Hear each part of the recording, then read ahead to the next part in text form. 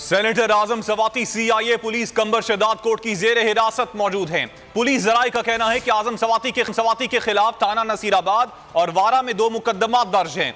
PTI senator का 2 रोजा राहदारी remand आज मुकम्मल हो चुका।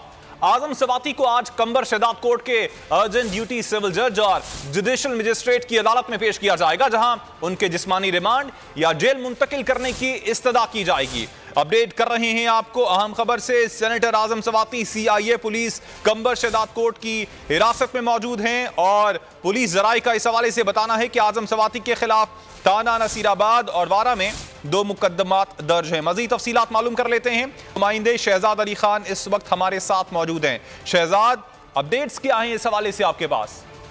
जी, बुजुर्ग सीनियर सियासतदान जो है वो आजम सवाती गुज़िश्ता शब जो है वो कंबर शहदाद कोर्ट पुलिस के पास पहुंच चुके थे। इस हवाले से सीनियर पुलिस अफसरान ने तस्दीक की है कि सेनेटर आजम सवाती के खिलाफ जिला कंबर शहदाद कोर्ट के थाना नसीराबाद और वारा में 2 मुकदमा दर्ज है। ताहम आजम सवाती को 2 रोजा जो राहदारी रिमांड था वो गुज़िश्ता रोज मुकम्मल हो चुका है और आज सुबह जो है वो उन्हें नसीराबाद पुलिस जो है वो कंबर शहदाद कोर्ट के अर्जेंट ड्यूटी सिविल जज एंड जुडिशियल मजिस्ट्रेट की अदालत में पेश करके उनका जिस्मानी रिमांड या जेल मुंतकिल करने की इस्तदा करेगी।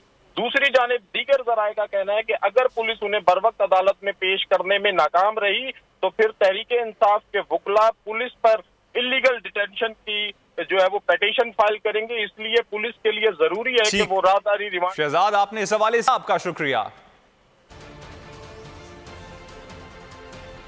आजम सवाती के खिलाफ हुकूमती इंतकामी